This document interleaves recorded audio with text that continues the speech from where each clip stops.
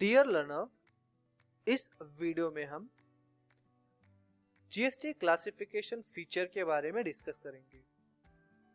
Generally होता है क्या है, जब आप कोई सेल्स की एंट्री या परचेज या फिर कोई भी वाउचर आप रिकॉर्ड करें, तो ऐसे केस में कभी कभी आपको जीएसटी क्लासिफिकेशन डिटेल मॉडिफाई या फिर अपडेट करने की जरूरत पड़ती है।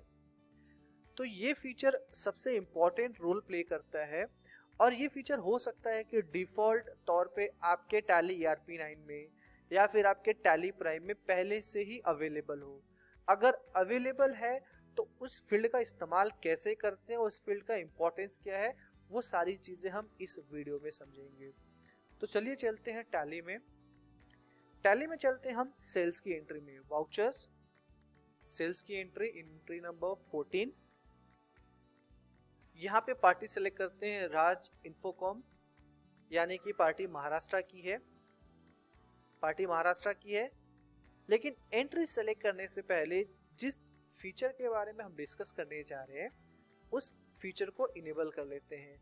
तो यहाँ पर F12 कॉन्फ़िगरेशन, ये F12 कॉन्फ़िगरेशन में जो फीचर मैं डिस्कस कर रहा हूँ that is modified tax rate detail of GST. ये ऑप्शन आपको सारे voucher that is accounting voucher जितने भी आप रिकॉर्ड करते हो, चाहे वो परचेस हो, चाहे वो पेमेंट हो, चाहे वो रिसीट हो, सारे ऑप्शन आपको ये ऑप्शन मिल जाएंगे। और इस ऑप्शन का इस्तेमाल हम आने वाले वीडियोस के डिफरेंट केस स्टडी में भी करेंगे, वहां पे करेंगे, लेकिन डेफिनेटली यहाँ पे इसको समझना जरूरी है। Modified tax rate detail of GST, इसको ऑप्शन को यस कर दिया। अब ये यस करने से होता क्या है, अब इसको सेल करना चाहते हो, आपका लोकल सेल्स है तो लोकल सेल्स आप यहाँ पे सिलेक्ट कर लो। तो यहाँ पे टैक्स क्लासिफिकेशन डिटेल्स का टैब यहाँ पे आपके सामने ऑन हो जाता है। अब इस टैब का इंपॉर्टेंस समझो, ये इंपॉर्टेंस क्यों है। अभी तक ये ऑन नहीं हो रहा था। अभी तक हमने जितने भी वीडियो देखे, एंट्रीज रिकॉर्ड की, वहां पर ये ऑप्शन अवेलेबल नहीं था। बट हमने जैसे इस फीचर को इनेबल किया तो यहाँ पर ये टैब टैक्स क्लासिफिकेशन का ऑन हो जाता है। हो सकता है कि ये टैब क्लासिफिकेशन का आपके यहाँ पे इतना डिटेल में ऑन नहीं हुआ होगा, कोई बात नहीं। आप यहाँ पे F12 में सारे ऑप्शन अगर यस कर देते हैं तो ये सारे ऑप्शंस यहाँ पे इनेबल हो जाते हैं। इस टैब का इंपॉर्टेंस क्या है? इस टैब का इंपॉर्टेंस ये है कि आप ये जो एंट्री रिकॉर्ड करने जा रहे हैं दैट इज राज इन्फोकॉम, यानी कि विद इन सेम स्टेट है, तो यहाँ पे क्लासिफिकेशन बाय डिफॉल्ट देखा जाए तो क्या आना चाहिए, बाय डिफॉल्ट आना चाहिए सेल्स टैक्सेबल। लेकिन अगर आप उसको चेंज करना चाहते हो, उसका नेचर ऑफ ट्रांजेक्शन यहाँ पे चेंज करना चाहते हो, तो आप यहाँ पे चेंज करके उसको एज ए लेट्स से मैं सेल्स एग्जाम ले लेता हूँ। आप जीएसटी का रेट आपका इस प्रोडक्ट का अगर 18% देना चाहते हो कि जितने भी प्रोडक्ट सेल होंगे इसमें 18%, तो इसे 18% आप सेट कर सकते हो। यानी कि अब यहाँ पे जितने भी स्टॉक आइटम आप सेलेक्ट करो, चाहे वो 5% का हो, चाहे वो 12% का हो, सब में क्या जीएसटी रेट लगेगा, 18% जीएसटी रेट लगेगा। तो ये टैब वहां पर काम आता है। यानी कि आप जो भी डिफॉल्ट लेवल पे, यानी कि डिफॉल्ट आपने मॉडिफिकेशन किया, आपने जो डिफॉल्ट डिफाइन किया था स्टॉक में, आपने डिफाइन किया था पार्टी मास्टर में, आपने डिफाइन किया था ऑपरेशनल लेजर में, लेकिन उस फिगर को अगर आप manually at the time of recording entry अगर चेंज करना चाहते हो तो यहाँ पे ये टैक्स क्लासिफिकेशन ऑप्शन आपकी हेल्प देता है। अच्छा, ये टैक्स क्लासिफिकेशन टैब जो है ना, दो तरह से काम करता है। मैं आपको एक्सप्लेन कर रहा हूँ, दो तरह से काम करता है। यहाँ पे क्या होगा कि आप एंट्री रिकॉर्ड कर रहे हो, सेल्स की एंट्री, और यहाँ पे अगर आपका स्टॉक आइटम वाइज सेल करते हो और आप इस टैब का इस्तेमाल करना चाहते हो, तो यहाँ पे जो सेल्स का लेजर है ना, इसका इस्तेमाल आप यहाँ पे ना करो, इसको डिसेबल कर दो। यहाँ पे F12 में यहाँ पर ऑप्शन दिया हुआ है select common ledger for item allocation, इसको नो कर दो। इससे क्या हो जाएगा, सी यहाँ से होगा क्या कि आपका ये जो लोकल सेल्स लेजर यहाँ पे दिख रहा है सामने, ये हाइड हो जाएगा। ये कहीं गया नहीं, ये हाइड हो गया है। अब यहाँ पे क्या हुआ, आपने पार्टी का नाम सेलेक्ट किया, पार्टी का नाम सेलेक्ट किया, आपने पहला स्टॉक आइटम सेलेक्ट किया 5 क्वांटिटी, रेट 1250। अब यहाँ पे क्या होगा, देखो यहाँ पे आपने जैसी स्टॉक आइटम, बिकॉज इसका जीएसटी डिटेल कहाँ पे डिफाइन किया, आपने स्टॉक में डिफाइन किया है। अब स्टॉक आइटम का अगर जीएसटी डिटेल आप देखना चाहते हो, इसका जीएसटी है 5%। ऑब्वियस बात है, इसका 5% और ये टैक्स क्या है आपका, ये लोकल सेल्स है, यानी कि सेल्स टैक्सेबल इसका जीएसटी क्लासिफिकेशन डिफॉल्ट टैली में आ जाता है। आप देखना चाहोगे, यानी कि टैली ने ऑटोमेटिक कैलकुलेट कर लिया रहेगा। तो अब यहाँ पे लोकल सेल्स आ गया, फाइन। यहाँ पे देखो ये जो लेजर आपको यहाँ पे पहले दिख रहा था सेल्स का, अब वो यहाँ पर आ जाता है लोकल सेल्स। ये हर एक स्टॉक आइटम के बाद पूछेगा अभी।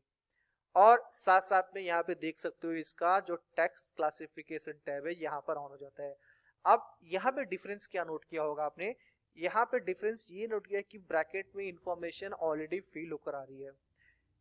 ये ब्रैकेट में इंफॉर्मेशन का मतलब ये है कि ये detail as per stock item, as per party detail, ये इंफॉर्मेशन होनी चाहिए। और आपने सिलेक्ट क्या कर लिया, यहाँ पे सेल्स एग्जेम्प्ट सेलेक्ट कर लिया है। तो ऑब्वियस बात है, अगर यहाँ पे आपको कुछ सिलेक्ट नहीं करना है, बिकॉज सेल्स टैक्सेबल अगर ब्रैकेट में लिखकर आ रहा है, इसका मतलब डिफॉल्ट नेचर इसका सेल्स टैक्सेबल है, तो आपको यहाँ पे कुछ सेलेक्ट करने की जरूरत नहीं है। इस क्लासिफिकेशन नेचर में आपको कुछ भी चेंज नहीं करना है। हाँ, लेकिन अगर आप चाहते हो कि नहीं सेल्स टैक्सेबल नहीं है, सेल्स एग्जेम्प्ट ही है, तो आप इसको यहाँ पे सेल्स एग्जेम्प्ट ले सकते हो। लेकिन सेल्स एग्जेम्प्ट यहाँ पे मैन्युअली लेने की जरूरत क्यों है? क्योंकि आप स्टॉक आइटम में डिफाइन कर दो ना कि स्टॉक आइटम एग्जेम्प्ट है। अगर आपने स्टॉक आइटम में ही डिफाइन कर दिया ये एग्जेम्प्ट है, तो बाय डिफॉल्ट यहाँ पर ब्रैकेट में जो इन्फॉर्मेशन है टैक्सेबल, ये टैक्सेबल नहीं आएगा, ये आएगा सेल्स एग्जेम्प्ट। तो कहने का मतलब ये हो गया, जो क्लासिफिकेशन टैब है यहाँ पे इंफॉर्मेशन जो आपने मास्टर्स में डिफाइन किए हुए, यहाँ पे डिफॉल्ट टैली उसे कैप्चर कर लेता है। बट अगर आप इस इंफॉर्मेशन को ओवरराइड करना चाहते हो, चेंज करना चाहते हो, तो यहाँ पे चेंज कर सकते हो। तो यहाँ पे मैं ये चेंज नहीं करता हूँ। अब दूसरी बात आती है कि इसका रेट, अब रेट भी देख सकते हो, इस प्रोडक्ट का रेट बाय डिफॉल्ट आ गया।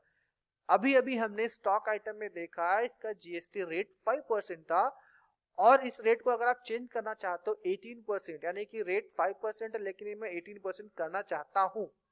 और ये ऐसा क्यों करना चाहोगे, इसके पीछे जस्टिफिकेशन रिपोर्ट है, report in the sense justification है इसके पीछे। ये उस केस में हो सकता है जब आप प्रिंटिंग है ना स्टेशनरी की एंट्री पे मूव करोगे। प्रिंटिंग एंड स्टेशनरी पे मैं आपको एक्सप्लेन करूंगा कि यहाँ पे रेट होने के बावजूद भी आप इसको चेंज क्यों करोगे, तो वहां पे हम आपको डिटेल में एक्सप्लेन करूंगा। लेकिन अगर आप चाहो कि इसे मैं रेट चेंज करना चाहता हूं, तो बिल्कुल आप इसे यहाँ पे चेंज कर सकते हो। और मैं यहाँ पे मैंने टाइमिंग के लिए उसको चेंज कर दिया, आउटपुट CGST, आउटपुट SGST। सी स्टॉक आइटम आपका था 5%, आपने चार्ज किया उस पर 18%। मोर डिटेल में जाके मैं इसको यहाँ पे GST एनालिसिस इसका देखूं, तो यहाँ पे इसका डिटेल में देखूंगा तो कितना परसेंट GST कैलकुलेट हुआ रहेगा। बट ऑब्वियस बात है 18%, 18%। और यहाँ पे जो एस्ट्रिक मार्क्स आ रहा है, यहाँ पे सिंबल आ रहा है स्टार स्टार का, इसका मतलब ये इन्फॉर्मेशन हमने क्या की है, ये इन्फॉर्मेशन हमने ओवरराइड की है। यहाँ पे आप देख सकते हो वैल्यू ओवरराइड मतलब डिफॉल्ट जो वैल्यू थी, डिफॉल्ट कॉन्फ़िगरेशन जो हमने डिफाइन किया था मास्टर में, उस इंफॉर्मेशन को हमने क्या किया है, मैन्युअली चेंज किया है। तो इसलिए यहाँ पे आपको ब्लू कलर में हाईलाइटेड स्टार दिखने स्टार्ट हो जाते हैं।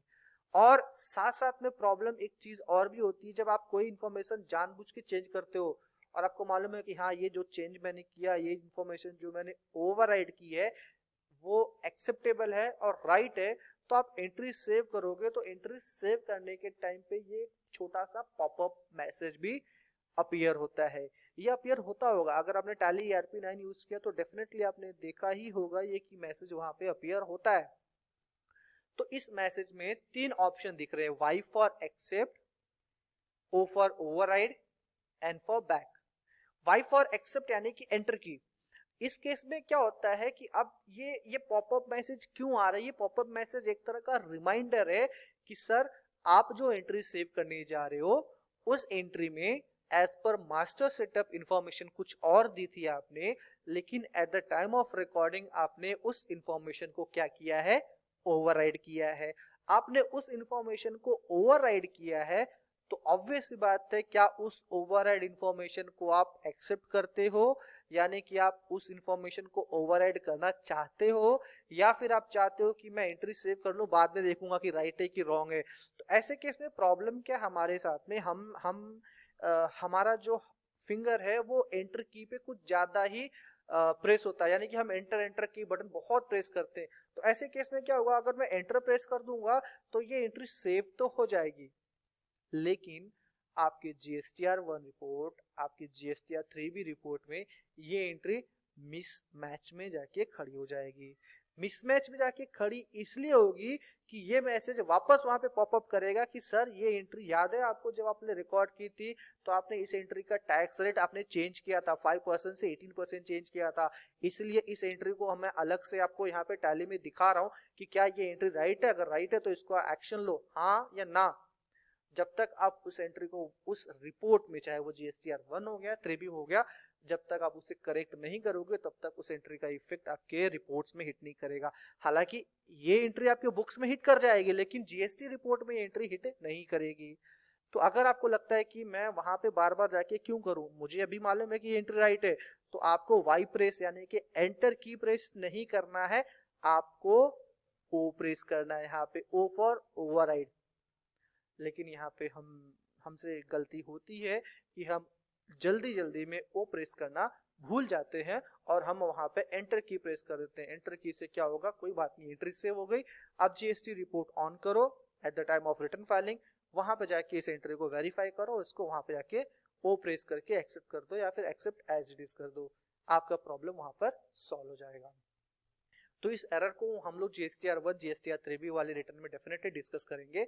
लेकिन कहने का मेरा पर्पस यही था कि जो GST क्लासिफिकेशन टैब आपने देखा उसका इस्तेमाल हम कब और किस केस में करना है।